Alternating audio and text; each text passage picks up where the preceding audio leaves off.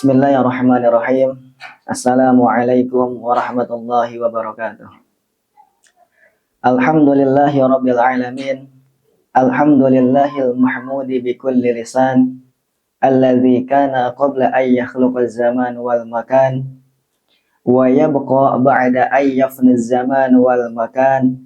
La yughayyiruhu syai'un fahuwa ala ma kan. Alima ma kana wa ma yakun wa ma lam yakun law kana kaifa kana sayakun. Asyhadu an la ilaha illallah wahdahu la syarikalah wa asyhadu anna Muhammadan abduhu wa rasuluhu la nabiyya ba'dah.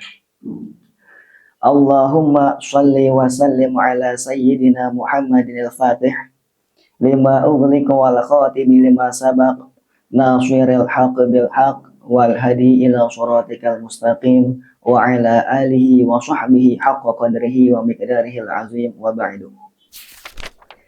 Sahabat sekalian yang dirahmati Allah, marilah kita panjatkan puji serta syukur kita kehadirat Ilahi Rabbi yang telah memberikan kita kesempatan untuk mengisi bulan suci Ramadan ini dengan ketakwaan dan ibadah.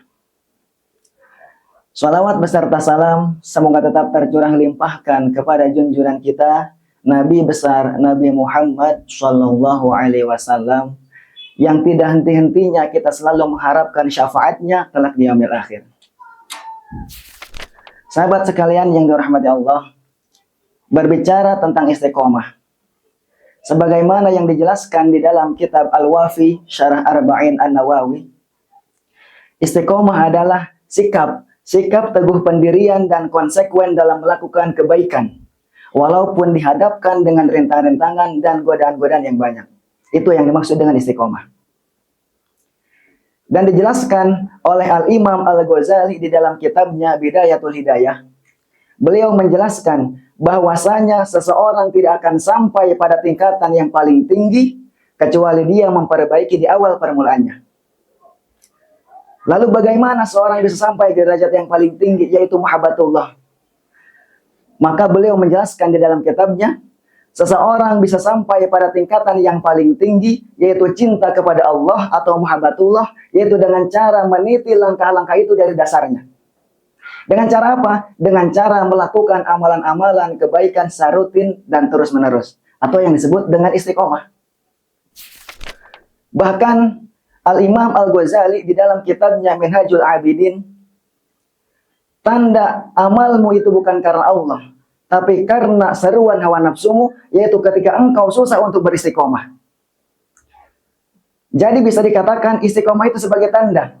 Dan tanda amalan seseorang itu karena Allah, ataupun karena hanya seruan hawa nafsunya, yaitu dilihat dari keistiqomahannya. Maka bisa dikatakan istiqomah itu sebagai tanda. Dan tanda amalan seorang itu karena Allah ataupun karena hanya seruan hawa nafsunya, yaitu dilihat dari keistiqomahannya.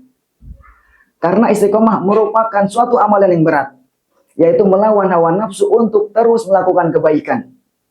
Yang mana tidak semua orang bisa untuk melakukan kebaikan itu secara terus-menerus. Oleh karena itu, para ulama memberikan kabar gembira kepada orang-orang yang bisa beristiqomah di dalam amalannya dengan sebuah makalah, al-istiqomatu khairun min alfi karomah. Istiqomah itu lebih baik daripada 1000 karomah. Yang mana karomah adalah sebuah kemuliaan yang hanya Allah kasih kepada kekasih-kekasihnya. Dan dijelaskan di dalam hadisnya Nabi Muhammad sallallahu alaihi wasallam, ahabbul a'mali ilallahi ta'ala adwamuha wa in qalla. Amalan yang paling Allah cintai, amalan yang paling Allah sukai, yaitu amalan yang dilakukan secara istiqomah. Meskipun itu sedikit, meskipun itu amalan-amalan yang ringan, seperti hanya baca Al-Quran, sholat sunnah, ataupun sunnah-sunnah yang lainnya. Oleh karena itu, di bulan suci Ramadan ini, di bulan suci yang penuh berkah ini, kita harus senantiasa menjaga keistiqomahan kita dalam melakukan amalan-amalan yang terdapat nilai kebaikan di dalamnya. Dan kita harus terus-menerus untuk menjadi yang lebih baik dari hari ke hari.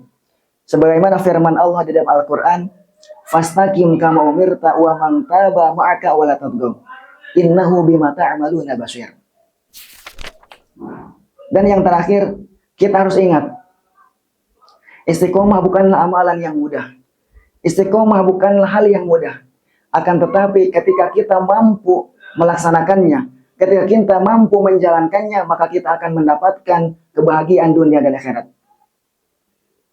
Dan Allah akan menempatkan orang-orang yang bisa beristiqomah di dalam amalannya dengan tempat yang terbaik. Sebagaimana dijelaskan di dalam surat Al-Ahqaf ayat ke-13 dan ke-14, Innal ladzina qalu rabbunallah tsumma istaqamu fala khaufun 'alaihim wa lahum yahzanun. Dan dilanjutkan dengan ayat selanjutnya, ulaika ashabul jannati khalidina fiha jazaa'an bima kanu ya'malun. Mungkin sekian yang bisa saya sampaikan. Khudh ma safa wa da'a ma qadar wa billahi taufiq wal hidayah. Wassalamualaikum warahmatullahi wabarakatuh.